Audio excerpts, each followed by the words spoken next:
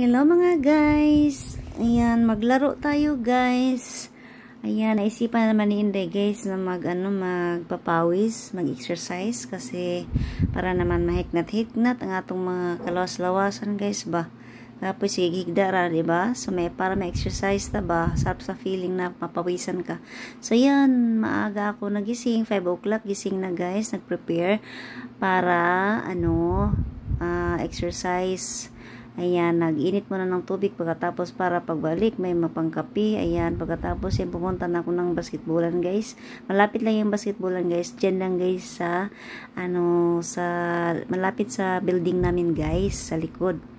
So, pag umaga, walang naglalaro, kunti nang guys. Kaya magsawa ka dyan sa shooting. Pag hapon, medyo marami ang naglalaro dyan. Minsan may mga estudyante. Diyan sila naglalaro. So yan, nagsawa si Inday sa shooting mag-isa. Yan, ikot-ikot kahit saan ka dyan mag-shoot guys. Sarap ng feelings yung mapawisan ka. So diba? Para naman ma-straight tong ating mga katuturan guys. So yan lang guys. Thank you for always watching my videos. Babu!